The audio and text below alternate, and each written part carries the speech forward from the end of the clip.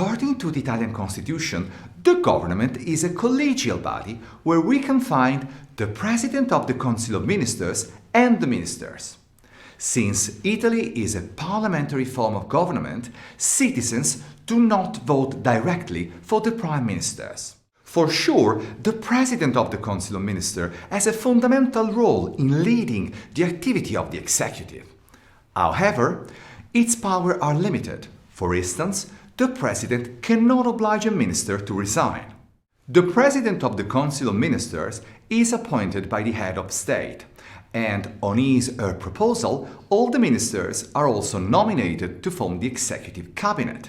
After the election, the appointee is usually the leader of the party or the coalition which won the election. Nevertheless, in some cases, the head of state can appoint another person if this person enjoys the confidence of the parliament. In times of political instability, which is often the case in Italy, a new government can be appointed during a legislature after a governmental crisis. In this case, as long as the government holds the confidence of both the houses of the parliament, there is no need to call for new election to renew the parliament and form a new executive. The parliament is free to give confidence to as many governments as it deems to be appropriate. Indeed, in Italian history, during a 5-year legislature, the number of governments has often been more than one. Just to give you some numbers, in 19 legislature, we had 65 different executive cabinets. According to Article 92 of the Italian Constitution, there exists a procedure to appoint a new government. As we have already said, the President of the Italian Republic has the power to appoint the President of the Council of Ministers and the ministers proposed by the latter.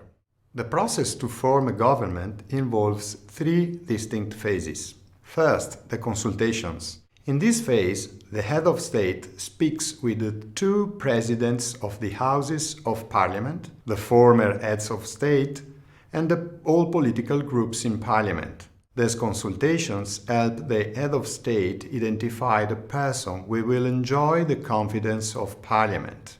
Second, conferment of office. The head of state appoints the President of the Council of Ministers. It is very common for the appointee to accept with a reservation. The appointed person will verify whether he or she has the majority in the parliament and only then formally accepts the office. Third, the official appointment of government members.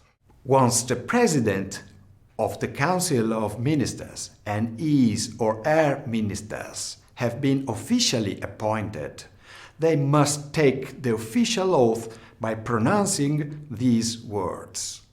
I swear to be faithful to the Republic, loyally follow its constitution and laws, and carry out my role in the exclusive interests of the nation. Then, within 10 days from being officially appointed, the government must present its program before both the houses of the parliament and obtain the confidence as required by the Constitution. Attention! Confidence is voted by each chamber separately.